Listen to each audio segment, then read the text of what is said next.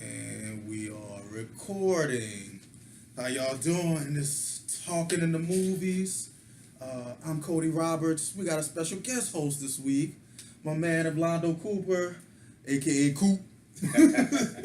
Xander Shea is out for the summer, killing the film festival circuit. You guys should go to Blood Runs Down's Facebook page and see where you guys can see the movie playing at film festivals. But she's all over the place, so she's out. Hopefully she'll be back later. But right now, Cooper's gonna help me run down Blackkklansman by Spike Lee. Coop, say what's up to the people. How y'all doing? Yeah, see that. Happy to be here. Friendly. See, that's I'm what a y'all nice need. person. That's what y'all need. Just because I like this movie don't mean I'm not a nice person. Oh, see, we already in. So, Spike Lee is getting a lot of hype about Blackkklansman. I think a lot of positive reviews. So we're going to spend the whole, 45 minutes, an hour, however long we keep talking, talking about Blackkklansman. So, there's a lot of ways to go with this in terms of themes that Spike is covering. I think, though, a good place to start might be something that Coop and I were talking about off camera, which is, why is this movie so popular? Why is everybody so excited about Blackkklansman? It's over 90 on a tomato meter. Right. So why is the reception so positive? Coop, where you come down? Well, I don't know. I have my suspicions. I'm a long-time Spike fan. I saw Do the Right Thing in '89. We can talk about that too. I feel funny about Spike long term. Yeah. I was 10 years old when I saw Do the Right Thing. It made an indelible impression on me.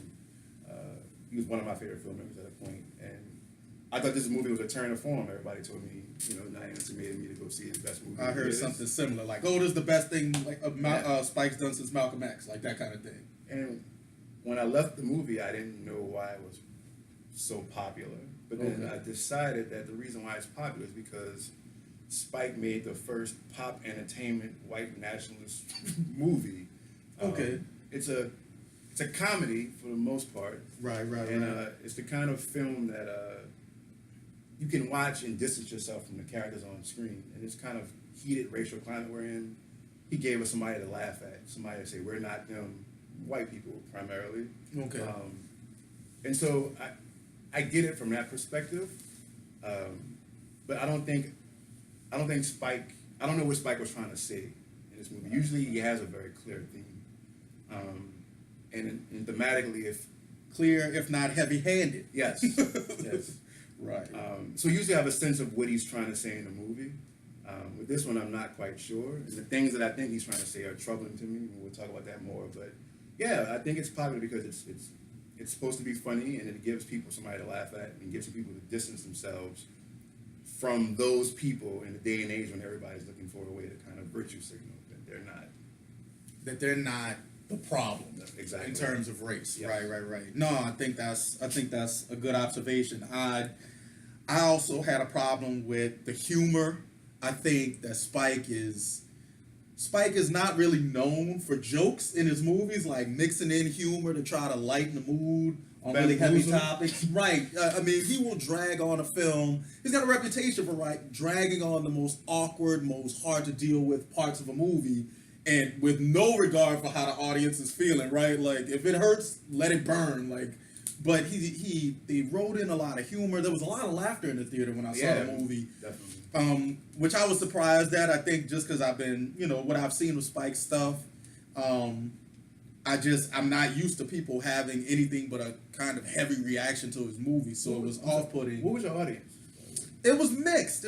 I saw it at an indie theater, and the theater is part of a kind of gentrifying wave in that neighborhood, right? So there are white folks, like kind of lefty, very earthy looking folks who frequent that theater.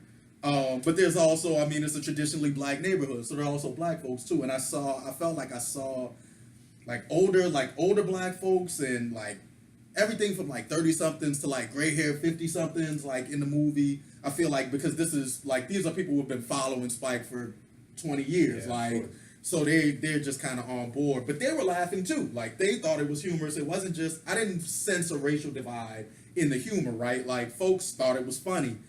I was a little too uncomfortable to laugh at a lot of the stuff. Like, I understand conceptually the idea that a black man could infiltrate the Ku Klux Klan is in and of itself right, conceptually. But then when you look at it on screen, I feel like seeing it played out, it's a little more difficult for me to laugh at. It was uncomfortable, but so I don't know. I think I felt like I think people enjoy the film because it allows you to laugh at people who are a joke, right? It's okay to go back to the 1970s and look at a group that is the black and white in terms of their stance. Like, there's not a lot of nuance with the Klan, right? They're not Breitbart. They're not sophisticated, right? And this is a moment when they're, according to the filmmakers, they're trying to become sophisticated, and I can't help but feel like the director took some artistic license with that, right? Like, because this is the make middle. it.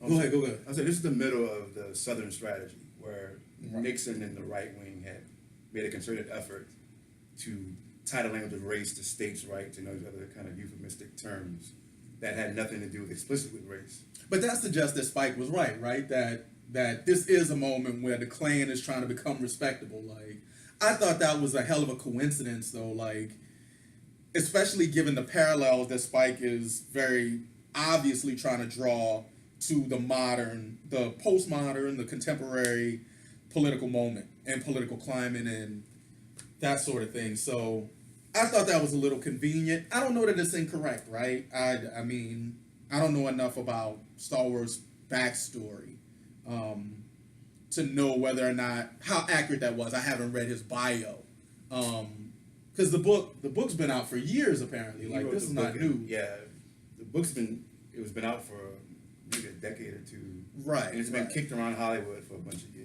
Okay. Of course, Spike will get that done, right? Yeah. But I just don't know. I don't know how true to form that is, or how convenient that is for Spike Lee, who wants to say something in terms of what he wants to say. Right? He wants to. My take on it was that he wants to look at the kind of current political climate and what's going on now, and say, oh well, it's not different than what these people were saying 40 or 50 years ago that we think is ridiculous, right? He wants to kind of make a laughing stock out of the respectability of the contemporary alt-right, for better. I mean, I think alt-right is generous, right? But I think he wants to make fun of that. And so, I mean, I get that. I think I felt, I don't know. I think I felt a little bit of what you're talking about, like with the, I don't know what his point is. Like, why do this movie? But I don't know. I don't know if that's a real question or is kind of an attack, right? Like, that's me kind of mentally to be saying, more. I guess to clarify, why use the vehicle of this story to tell that story? Right. What about Ron Stallworth's particular story, which according to the book was pretty boring? I mean, it's pretty just a catalog of different operations. I don't think any of them had a great impact. And I have to double check to make that. But why use this vehicle to tell that story? I'm sure, I mean, you could tell that story. There's other factual basis for telling, but why did you pick this individual to be the vehicle to make that parallel that case? So, spoiler alert, like, I'm gonna just let out on the movie plot now, like, because it's I don't know how in depth you can get without talking about what's actually going on. But a lot of this stuff has been in the media, so maybe it's not that big of a spoiler, right? So he's a cop who moves to Colorado Springs, and he's the first black cop in his department, and then he undertakes in the movie, he undertakes under his own auspices this investigation of the Klan. I found that a little difficult to believe, right? That he could do that without pre-approval from higher ups. Well, yeah. Interestingly, and this is something to talk about, his first operation, they send him to spy on Black Power advocate. It was Kwame Ture. Yeah. Stokely Carmichael. Yeah. Right. Former head of SNCC, the Student Nonviolent Coordinating Committee, and then for a very short time, a member of the Black Panther Party. Kind of, his membership in the BPP is questionable, but that's how they choose to identify him in the film. Right, and he gives this very rousing speech, and Spike does film this pretty beautifully with the black faces against the black background. Right. And you see Star Wars go from somebody who's infiltrating to, on the screen it looks like he's being moved by the words. Right. And I don't know if you want to put the real history in here now or just keep going with the plot, but after this, he's so disgusted by, he found out that one of the young ladies he was talking to at the, who organized the speech was harassed by one of his fellow officers. Or group. Right. Who was the actress? What's her name? I'm gonna check it out. Yeah. I should look it up, but because she's an attractive actress, but it's, I don't know if it's, maybe that's true to form too. Like the Black Power movement was full of these very revolutionary, very forward-thinking, well-educated Black women, but a lot of the critique has been over the years that these women, while they were talking about Black power and Black is beautiful and trying to give Black people a positive sense of self, there's been a critique over the years that all of these women seem to be really fair-skinned or reflective of a really kind of uncritical aesthetic, right? Like, oh, well, you don't have to think Black is beautiful to accept these women. They meet a kind of white standard of beauty. Yeah. And she kind of conforms to that. And I don't know if that's Spike's choice as a director, if the actual, because the guy who wrote the book, who the movie is based on, he participated, right, in making the movie. He helped Spike out, and I don't even know if there's a historical. I mean, I don't even know if that person existed too. That's another interesting thing to see. that the woman exists, right. Like we definitely took some historical liberties with. and filmmakers are notorious for inventing love interests. So I don't know. Yeah. I don't know how real she is. So that's something to be dealt with. But okay, we don't know exactly what Spike is trying to accomplish with the movie. We have theories, right? Why bring it in? Why talk about this? Well, let's talk about the 70s, let's talk about the Klan, and then it allows you to look at contemporary racial supremacist movements and the alt-right and all of that, and compare them and say, oh, well, all of this is ridiculous. We already decided this was ridiculous 40 years ago. So after he does the Black Panther, infiltrates the Black Student Union. But you were saying, you looked that up, that that was a 5-year operation. Right, but it gets like 7 minutes of the movie, 7 or 8. But no, it's longer than that because they spent a lot of time at the speech, right? But they make it seem like a one-time affair. Right, that he infiltrated in the movie. They portrayed it as if he infiltrated one speech, but yeah, this was a director of Sorry to Bother You, who also was a Spikey fan. Boots Riley. He, according to him, and I double check my own, but he said this was part of a COINTELPRO operation. Oh my God! Yeah, I don't know if Star Wars was directly a part of it, but I know that they did use a lot of his intel, intel and investigation as part of the larger COINTELPRO. COINTELPRO, the counterintelligence program run by the FBI in the 1960s and 1970s, targeted everybody from the KKK to MLK, the Black Panthers, Nation. Right. Nation of Islam. They sent in Black agents to inform on these groups. And at their worst, they actually employed what are called agent provocateurs, where they sent in Black folks to commit crimes in these organizations so that they would have a justification to raid them, whether or not they really had a legal basis for opposing these groups.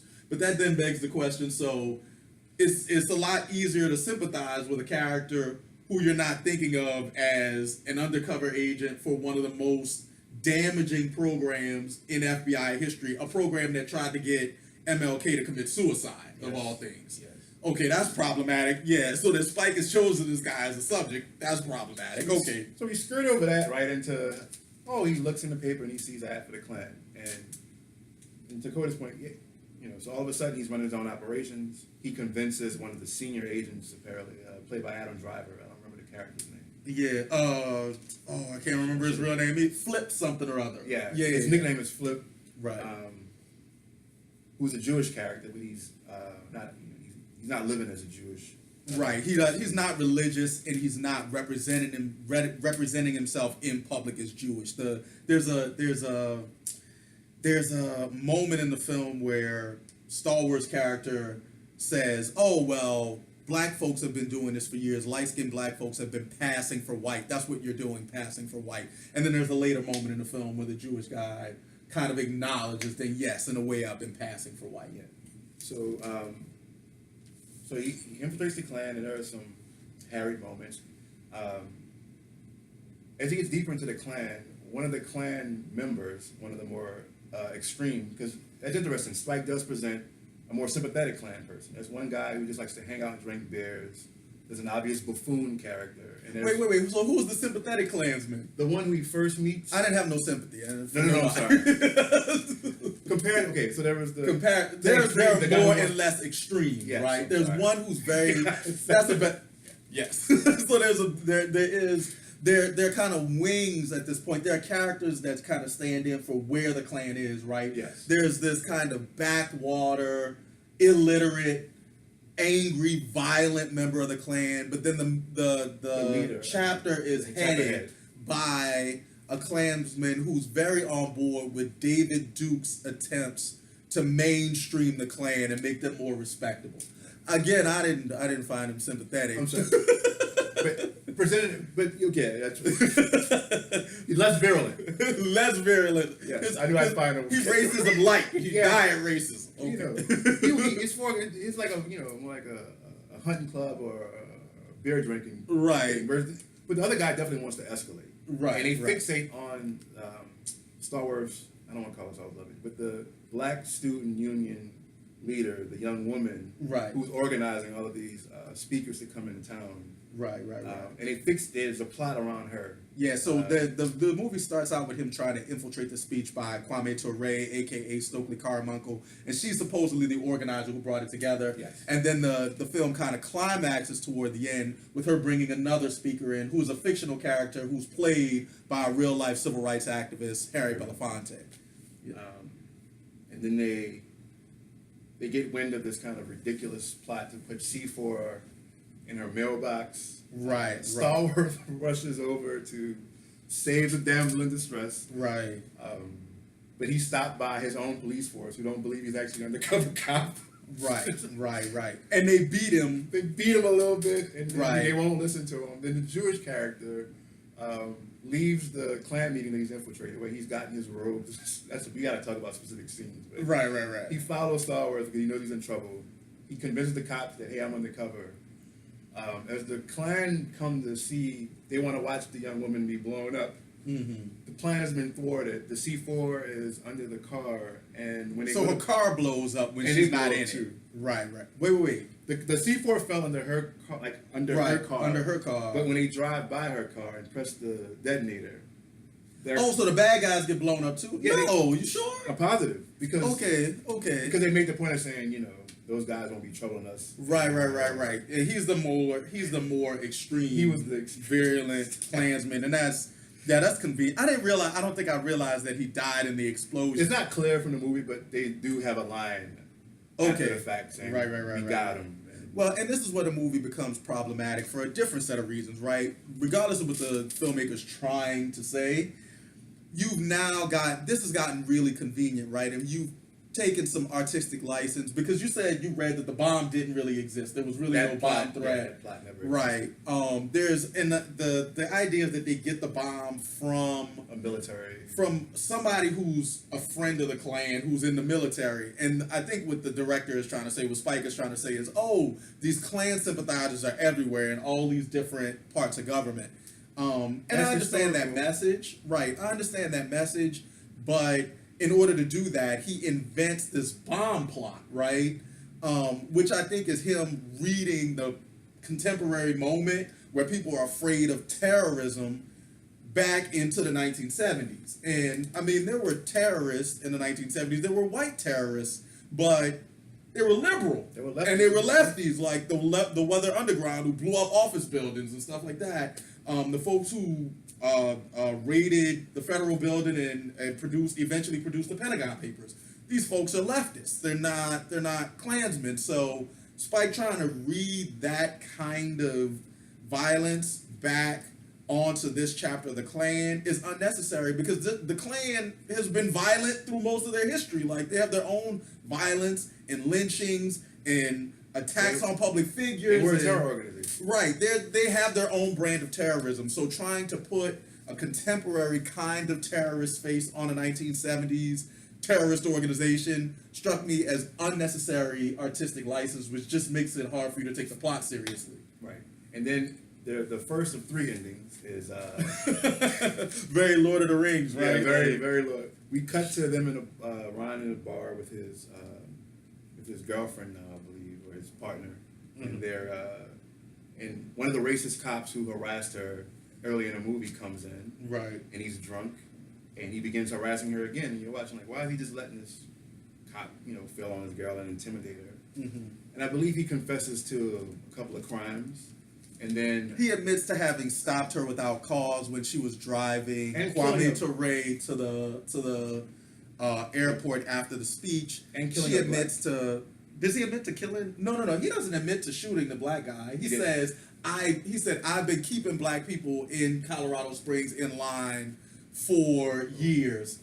But he also admits to basically having sexually harassed the girl. Right. So we're again reading like Me Too back into the 1970s, and he admits to, just having inappropriately touched the girl while he was searching her, and that's enough, supposedly, to get him arrested by his own department. Well, his captain walks in very gallantly and arrests him, right? And other people turn around. It plays like a dream. When I was like, it plays like a dream sequence. Right, because I've never heard of an investigation of police corruption. There's a thing going on in New Orleans right now. Actually, this guy who used to work out at my gym is a police officer for Plaquemines Parish, and then it broke in local news that he joined the Proud Boys, which is a white, alt-right power, white supremacist organization. And there's still an investigation. He posted online that he was a member of the organization. He's an administrator on their Facebook page.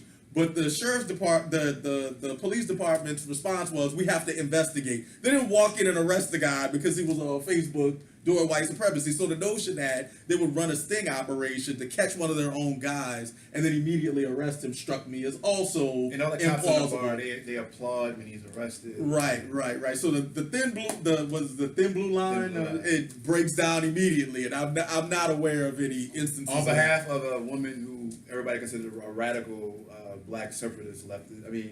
Right. So we all applaud that, and then we smash cut to him in the captain's office, and the captain tells him his Klan operation is over with. Do you want to stay with the force or leave the force? Well, that's not actually. I don't remember him making it that clear. I'm sorry. Like so I just saw this movie, so it's all super fresh, and painful. But the captain calls him in and says, "Oh, you did an excellent job, and the whole department is behind him, and oh, you did great, but we don't have the resources anymore. There's been budget cuts, so we have to stop this Klan operation, and they're not really a danger anymore. You've shut them down. They're all done, even though David Duke is still operating in Louisiana and whatever." It's one chapter of one small city. Right. In Colorado Springs, of all places, they shut down the Klan organization. They shut down the Klan investigation. What I took away from that, is Spike trying to say, you can, no matter how terrible the Klan is, or they always have institutional support, and these institutions aren't going to continue to spend money and time investigating the Klan. They want these people to be able to do whatever they can do. And then the next scene, Stallworth and his girlfriend are frightened by a knock at the door. They pull their guns, and then you have the Spike Lee crane shot. Before that, he goes back and has a conversation at the kitchen table. Right. And he's saying, I think I can fight. So he said, I think I can fight better inside. Right. Inside. She asked him, "Have you left the police department?" Because she's made it clear that she doesn't want to be in a relationship with a police officer. He deceived her by not telling her he was a cop. They get into a huge argument earlier in the film when she finds out that he was undercover the night that they met. Which really, she participates in a sting operation. Or that Right. the police. And then, while they're having this argument, what interrupts the argument is this knock at the door. And then they answer. They both have guns. She has a gun. That's a kind of the surprise. There's a real kind of Robert Williams and Mabel Williams moment where they both got guns. Yeah. And they answer the door, but then there's not the knock at the door takes them down. They use the Spike Lee crane shot, which he uses in every movie. And they drag them not down. They're down a long hallway that somehow leads to a Klan rally. I don't Cross know. burning. Yeah, and they're burning a cross. And one of the kind of points of the movie before at that point is the way his captain tells him he's been successful is he tells Stallworth, "Oh, while you guys were working on this operation, there weren't any cross burnings," and then immediately they cut to a cross burning afterwards, which then leads to a cut to the last ending, which is the raw footage of the Charlottesville massacre. Not massacre. The Charlottesville protest, the Charlottesville riot, the Charlottesville, white supremacist foolishness. But was what I found most galling about that moment. They got permission. Spike got permission to show the face of the woman who was killed in Charlottesville by protesters, the counter protester who was killed, and they show her face and they show footage of the car running folks over.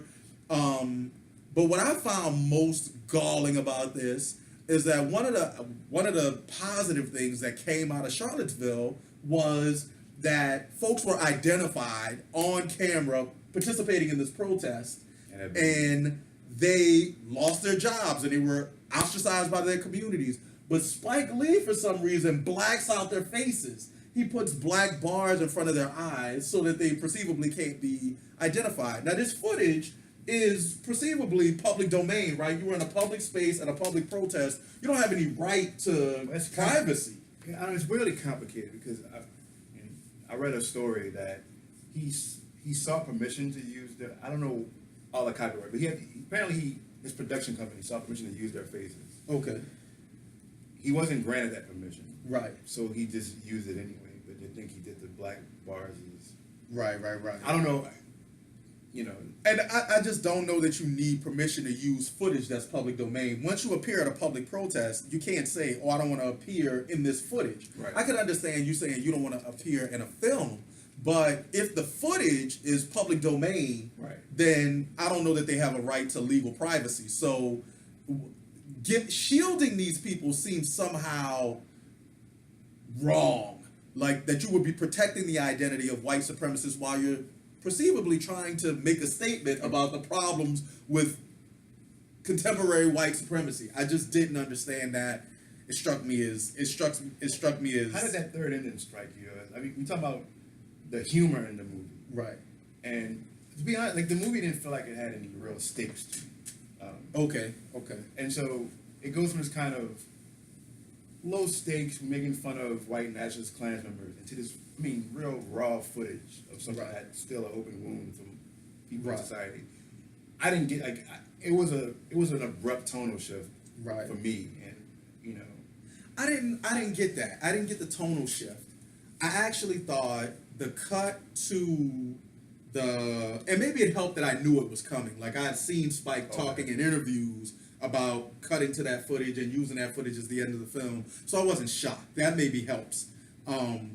But I thought that was actually the most effective way to make that point, right? That this horrible white supremacy that we associate with a bygone era is still occurring, and we can make a direct connection because he shows footage of David Duke at Charlottesville speaking at the rally, and David Duke is a constantly ridiculed subject of his film. Yes. And so I think there's a direct line there, and I think Spike Lee does a really good job of drawing that line. There's also the other time where I thought he did a good job of that was when Stallworth is talking to David Duke on the phone, and I feel like this made the previews, but there's a moment where he says, "Oh, I know that you're a good white man because I can tell because black people can't talk a certain way. They don't pronounce their words correctly, basically." And it's a callback to a moment earlier in the film when Stallworth is trying to present this to his captain, like, oh, I'm going to infiltrate the Klan like this. I called the Klan and they think that I'm a white guy. And his captain says, oh, well, you can't do that. That's ridiculous. I mean, I can tell when a black guy's on the phone. So the parallel he's drawing is, oh, his captain who brought him onto the force and perceivably is on the right side of these issues has the same notions of black people, the same racialized ideas about black people that David Duke has. And I thought those were the two most effective moments when Spike accomplished that. Well, the part about the speech, I think that works. The part about the ending, curious to hear what you. I guess if you're presenting these people as buffoons and feckless and ineffective, how do you then? Because to me, if you'd have been showing, if the movie would have been more serious in tone, then you're saying, we thought this thing died and it's still here, and that it's easy to make the connection. If you talk about how David Duke, went from being this kind of local Klan member building solidarity across the country to almost becoming the governor of Louisiana, that presents it as a serious threat that we still have today. But to show them as feckless and ineffective and buffoons, and then say, oh, they're that what happened to show wasn't feckless and buffoonery. Right. And also another part with that is if you talk to people on the ground in Charlottesville, a lot of the reason why it was so violent was because the police were ineffective. The police didn't keep the peace. They didn't stand by. They kind of let people clash and fight. So if the movie is kind of pro-police throughout, and then your big point is showing, you show the violence in the pro-white nationalists, but the institution that allowed it to happen is still have been one of the most corrupt institutions in history, the police force. And so I guess that's why I was a little confused about the tonal shifts, because there's a through line narrative in the movie. I just feel like he only made that movie in parts, and the rest of it's kind of scattershot. Well, and I think, I don't know, I think I'm partially agreeing with you and partially disagreeing with you, right? I think there is kind of it's a scattered kind of character to the film, but I think it's because it's not tonally even, it's not consistent, right? Because he does throw the comedy in there, and I think I have my own issues with that. I didn't think that the jokes were that funny. Like, folks in the theater were laughing, the comedy just was lost on me. I knew it was supposed to be funny. It didn't land with me. But then part of the reason I thought that was troublesome was because I think there are really heavy moments in the movie that I thought didn't make the Klansmen always seem like buffoons, right? There are jokes, and there's a buffoonish character who's barely, he's doing a lot of character but tests barely. in his basement. Well, no, I was thinking about the heavyset guy with the beard he was who's clearly, drunk all the time, and yeah, he's there for comic relief. But there are moments in the film when they take the white Jewish cop who's playing Stallworth live with the Klansman when he has to be face to face with him, and they take him down to take a lie detector test, and the guy has a gun pointed at him. It was tense. Right, and there are moments. But it was to the point about portraying the police as good guys. I didn't think that was consistent either, because they keep coming back to these moments of the police unnecessarily and unjustifiably abusing black people. But they start with that police stop when they stop Kwame Ture and the girl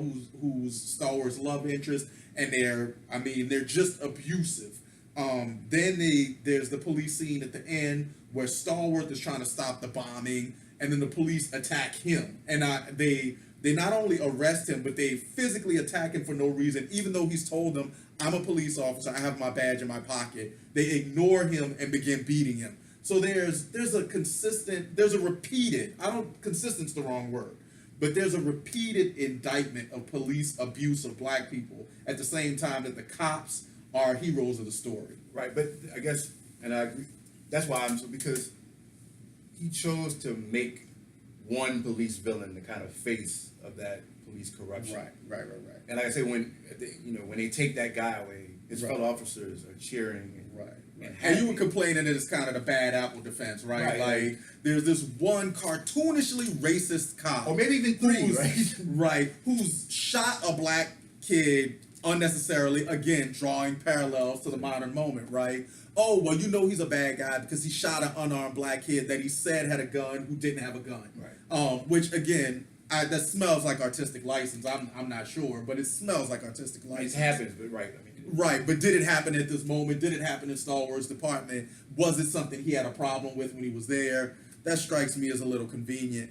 That being said, even if you're taking artistic license like that, I think to Eve's point, that's real convenient that you got one bad cop that now the other cops can come in and arrest to make it seem like, oh, well, the police department's all on the same page now, and they're all anti-Klan and they're all anti-racism And in they gather- 1970s Colorado. and they gather around him when he's mocking David Duke at the end. Part that got some of the biggest laughs, at least in the theater I was in, when Right. he reveals himself to David Duke And says that I'm black and you've been fooled, basically. right, which I took. I don't know. I Yeah, guess I I don't took know some how much- satisfaction. I think that's what you were supposed to do, but No, I didn't feel it Because right. I know what didn't happens. feel it. I know who David Duke is. I know what he goes on to become. And it didn't end his career.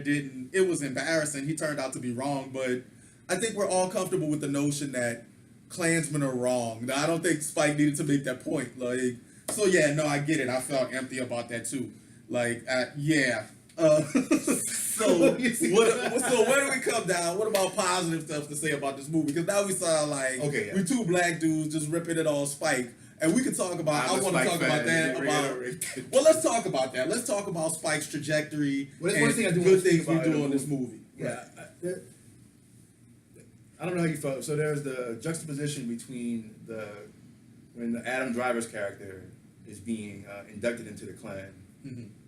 That's juxtaposed with Harry Belafonte he's with a group of the Black Student Union, Right. and he's telling a horrific story, and he cuts Spike About a lynching. He's telling the story about a lynching. and a dismemberment and Right. cash scrimmage, and Spike cuts back and forth.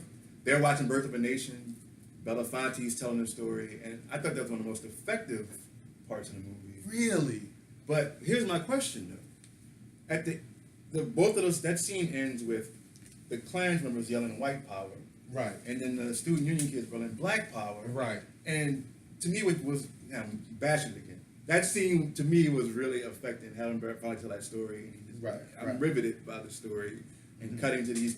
And they're celebrating Birth of a Nation's kind of fictionalized version, and he's telling a very real story.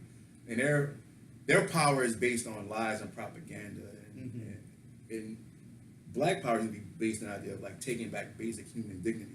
The country has denied it, but the way he ends it, I did feel a little weird about. Yeah, I thought that was problematic cinematically. I thought, regardless how well you film the scene, right, because he uses this technique over and over again in the film, where he basically films portraits. He did it during the scene at the beginning during the Kwame Ture speech, where he goes from members of the audience to Kwame Ture, and he shows them, and they have a very 1960s, 1970s Black Power aesthetic, like big afros and leather jackets and that kind of thing, and dark black skin on like a black background. Right. And so he shows them like as portraits, like they're still photos. And it's something he does again during the Harry Belafonte scene.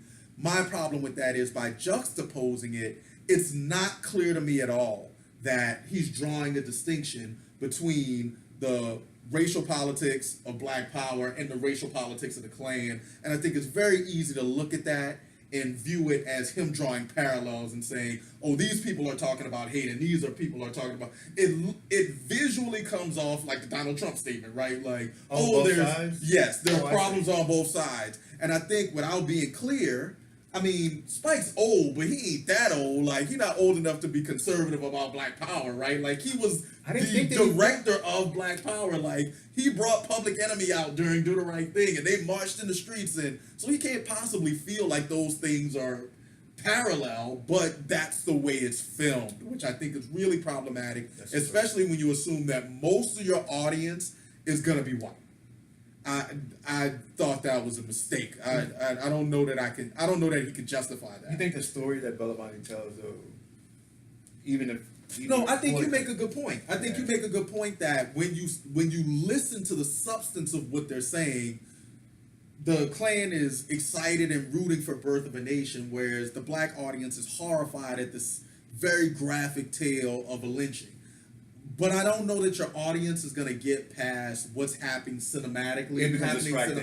Right. The going back and forth, I think, really, especially in this contemporary moment where people are making the argument that, oh, this is all hateful, and people who don't know anything, people still view Black Power as a terrorist, Black Lives Matter, right? As an extremist ideology, and if you read a book, you know something that the Black Panthers did all kind of community work and organizing and pushing Black politics forward in a lot of ways. They had problems, absolutely, they had problems, but they're not terrorists the way they're being represented, and you get this parallel being drawn between terrorists and white Klan terrorists and the Black Panther Party. And I think that's problematic. You can't, I don't think there's any way to be sure that your audience is going to know that you don't think that those things are equivalent without saying explicitly that you don't think that this is what you don't think that Black Power is problematic in the same way that the racial supremacy of the Klan is. Yeah, and I guess the way he ended it, that's how I ended up feeling. When I was watching it, I thought the contrast was clear, but I think by having white power, Black power, right, he made it more of an equivocation. Right. It was unclear at best. Okay. One of my favorite scenes, and unequivocally one of my favorite scenes, was when him and the Black Student Union leader were walking on the bridge, and it's kind of romantic, and they're kind of bantering back and forth. It is a small scene, but I feel like there was an absurdist movie trying to get out of this, where like he starts showing the Black exploitation posters, like overlaid on their conversation. Mm-hmm. It was a fun scene, Right. It was kind of cute, a little romantic comedy thing. That was a powerful scene. I think the speech at the beginning, I thought that was a powerful scene.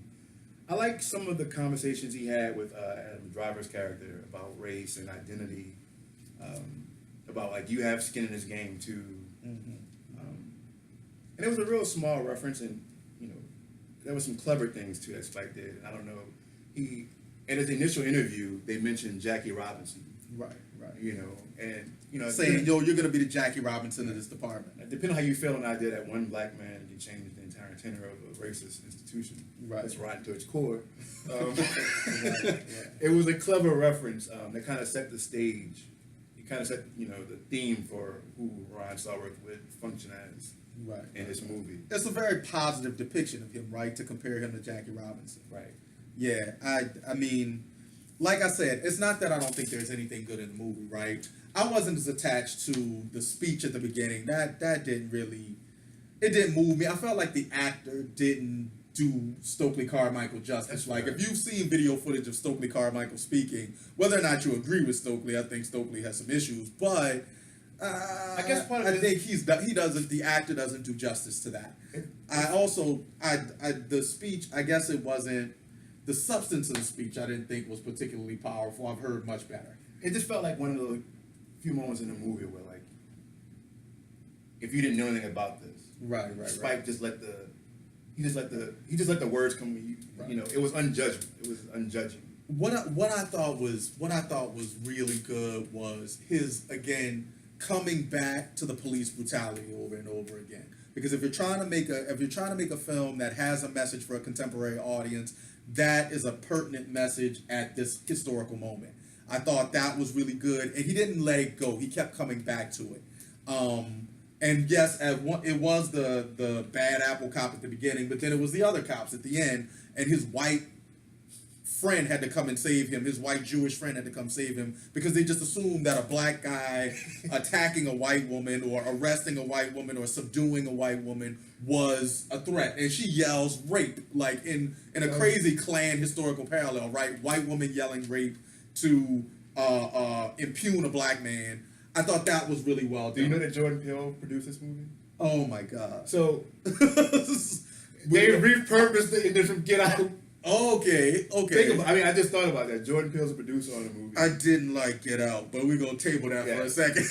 But yeah, this obviously bad white woman is getting ready to do something bad, or Right, something bad. Right. Jordan Peele's married to a white woman. He's got some issues he's working out, like, because he keeps coming back to these evil white people that are going to destroy you. He's working through some things. And his mom's white or something, too. Like, he's biracial. He's working through some stuff.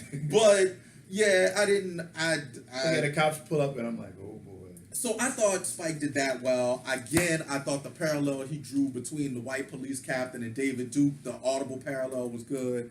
I didn't like characters from the Klan.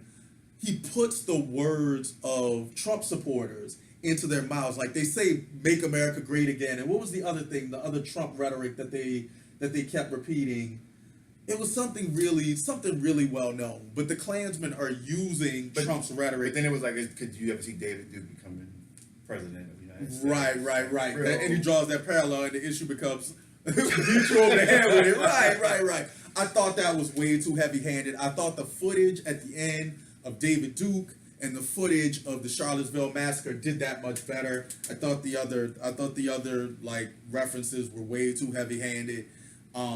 I also thought that the cinematography in this movie is so much more sophisticated than like 1990s Spike Lee. Like he's gotten so much, the portraiture thing he does where he shows like the stills of black folks. I think that's really powerful. I think that's a new thing for Spike, right? It's a new thing for Spike. So I thought those things were really good.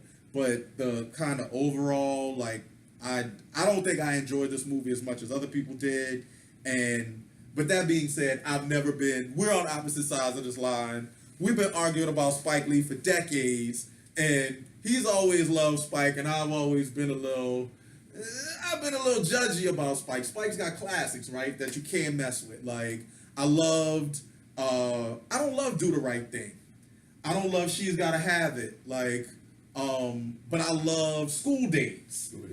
And I think Malcolm X, I love Malcolm X. That's the kind of movie that changed your life. Like, shape your youth kind of movie. But if you haven't seen it, shame on you, go see it. You never go amount to nothing if you've never seen Malcolm X. Your life is over, just give it up. Tell a friend. You know what I'm saying? But outside of that, I've never been a huge Spike Lee fan, right? Like, so, and I think the issue is that I Clockers? I love Clockers, but you don't like no. You like Clockers, but you won't. My argument has always been that Clockers is not a Spike Lee movie. Oh yes, because Spike Lee co-directed Clockers with Martin Scorsese. Not credit-wise. They co-directed the movie. It's Martin Scorsese, light shots all over that movie. That is a joint project between Scorsese and Spike Lee, which, don't get me wrong, I don't know that I think that Scorsese's a better director than Spike Lee, but you lose a lot of the Spike Lee heavy-handed tropes in Clockers because I think he's working with somebody else. I do love Clockers, though. I think that movie's brilliant. So we got to at least give Spike half the credit for Clockers. Half. He get half. I'm not giving him all of it.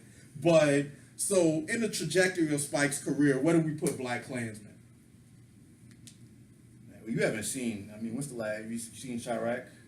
No, I've been dialed out on Spike probably for 10 years. Is Chirac any good? I've heard horrible things about the misogyny and the sexism in Chirac, which is why I didn't see it. It's a remake of Liz Estrada, right? Like, I've heard horrible things about that. I dialed out. Watch The Shy on Showtime if you want to get perspective. But yeah, Chirac was okay. I would put. You ever seen a vampire remake movie he did? No. Oh God. So yeah. This is. I know you. So you try to rep for these movies? You saying I should have seen them? No. Have you seen Red Hook? Nope. Okay. I can't even tell you what the last Spike movie was I saw. Like, I'm sure I've seen a Spike Lee movie since Inside Man, but I couldn't tell you what it was. This is one of the better late stage Spike Lee movies. But you don't think it compares to his early stuff, to not like even Do the Right Things? Not even close. Okay. I think young Spike would be bemused as to why old Spike would even make a movie like this. Yeah, I'm saying it. Wow. And you know what? Read Boots Riley's letter, because as a fellow filmmaker, his critique is. I did think that was a little out of pocket. I got to read the letter. I haven't read the letter yet, but I thought that was out of pocket for a first-time filmmaker, a first-time young black film. Well, he's not young. Boots Riley old now, but I thought it was a little out of pocket for him to be going at Spike Lee. Filmmaker fan though. Yeah. Like if we made a movie, we would still be like Black. Well, I was going at Spike Lee already, like, Yeah. but that's just as a fan, right? Like, that's different than another filmmaker trying to take a shot at you. Like, I feel like you're supposed to. There's a little bit of as critical as I am of Spike as a filmmaker, as a black filmmaker in America. You got to kind of bow down. Like, you can't criticize. But Spike he Lee. really does let off. Like Spike don't hold his tongue when it comes to stuff he don't like either. That's true, but is he taking shots at other black filmmakers? Like, Yeah, I mean, I never heard Tyler Spike take Perry. a shot. I said black filmmakers. You know what I mean? Like, Tyler Perry. But yeah, I don't know. I feel Maybe like I can't think. But Spike has had things to say about. yeah. You know. I think he critiqued the guy Matty Rich. I think who made Straight Outta Brooklyn. He used to critique all the hood. I mean, Bamboozle was his shot across the bow at the entire black entertainment. I culture seen context. Bamboozled. Was that after Inside Man? Inside Man came after that. Inside Man was 2002, believe it or not. Maybe I haven't seen a Spike Lee movie since Inside Man. That would be crazy. No, I think Like, Bamboozle was 06, 05. It was after? Yeah, I'm almost sure. No, Bamboozled. Oh, it's older. Because it came after the UPN, you know, the UPN, that whole wave of like terrible black shows. That was in the mid I don't remember. I don't know. I thought Bamboozled was first and then Inside Man. I'm almost sure. But even either way, Bamboozle unmitigated critique of Right. black culture, black filmmakers, black music, low brow black culture. So the question is, where's Spike now as a director, right? Like, I feel like back in the days, his critiques, while somewhat black and white and two-dimensional, his critiques of the culture, right, were pretty straightforward, right? Do the right thing is like, oh, white folks is racist and they go mob and destroy black people, give it a chance, even if you live right on top of them.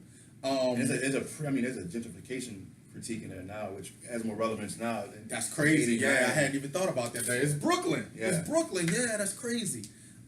He also, Jungle Fever is the one I always go back to, where he's basically his take on interracial relationships is they don't work. Like, no matter how you feel about the person, your attraction to them is somewhat shallow and it's not going to hold up to all of the community scrutiny and problems. Like, whereas now he's sending what seems to be, if we want to be generous about it, a mixed message, a more nuanced message about who are the good guys and who are the bad guys, right? Because there are bad cops in this movie and good cops in this movie. And the black guy is working from the inside and he's working the system from the outside. I can't. He's working the system from the inside to make things better. I can't imagine 1990s or even early 2000s Spike Lee trying to make a defense of fixing the system from the inside. Before, I know we going up, but has Spike ever made a movie that critiqued an institution? Because even you look at Malcolm X, he focused on Malcolm's critique of Elijah Muhammad as a leader, not as the nation as an institution. Well, and he does a lot of work. He focuses in on Malcolm's critique of society, Right. like society at large, not like one particular institution. But has he ever made a?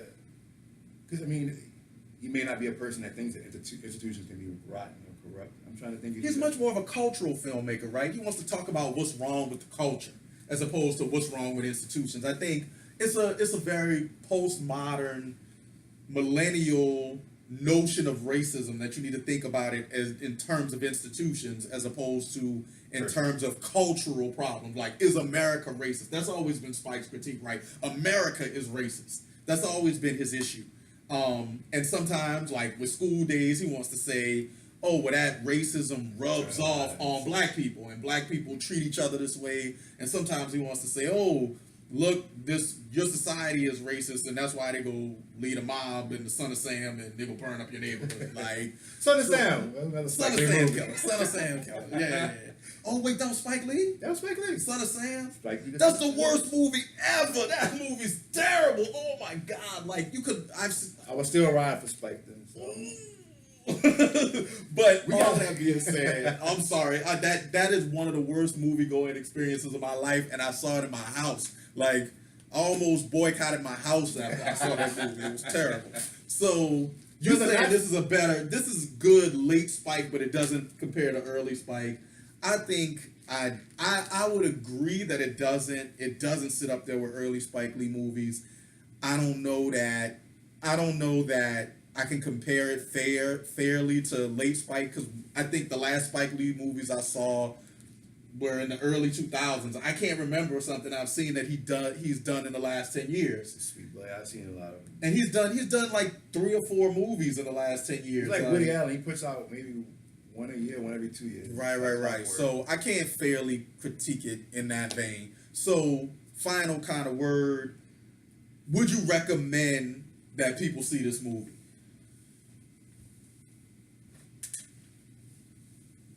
That is a conflicted look.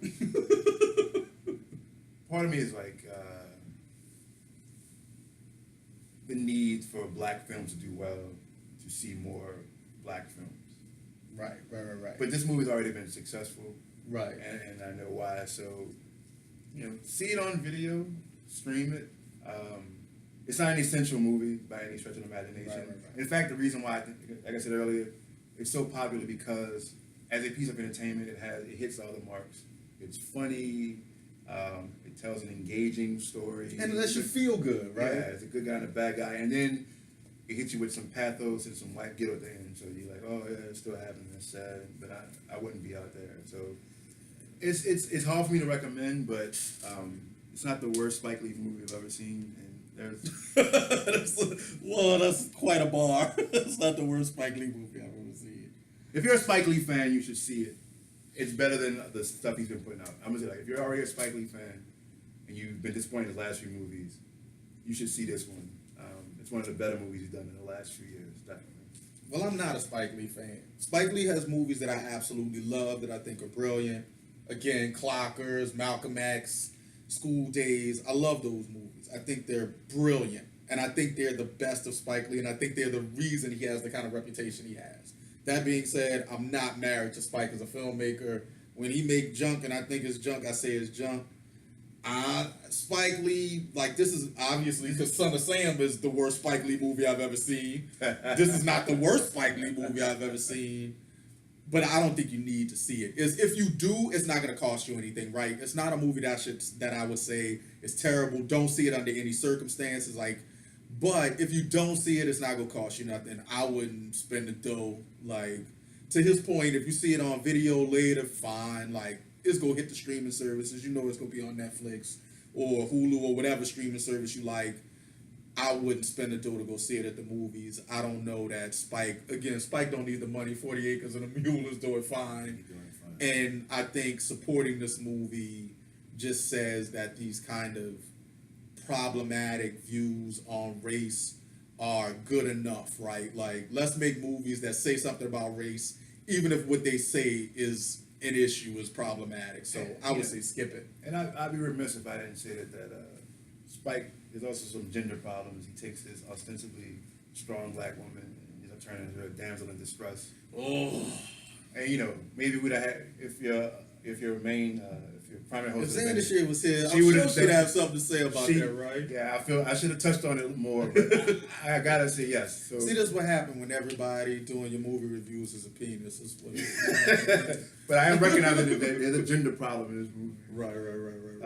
But yeah, this has been fun, man. I want to thank Eve for filling in for Xander Shea when she wasn't around. She's been out all summer, but again, congrats to black filmmakers doing big things. Again, check out Blood Runs Down's Facebook page to see where you can see it. And hopefully Xander Shea will be back. But I think E did an awesome job filling in. I'll be back for Christmas or whatever. You know what I'm saying? We'll get some more guest hosting in. That's what I'm talking about. Folks, there's no reason for folks to know. But this is a project that me and E actually conceived together. And then we got too old and busy to actually make it happen. And then Xander Shea brought in her youth and made something happen. And then we got it off the ground. So it was awesome to have E here filling in and kind of coming back to where we started. Like, this was a project that we conceived together like years ago when we felt like there weren't enough voices saying the things we wanted to hear about movies. So it's been awesome. You guys check out Blackkklansman or don't.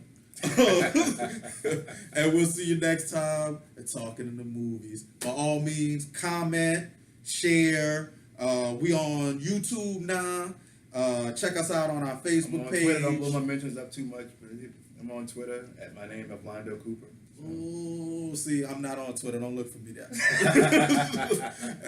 But say something. Tell us what you thought about the movie. Tell us what movies you want to see us cover next. Tell us what you think about black film, what you think about Spike Lee, and check us out next time at Talking in the Movies. Y'all be good.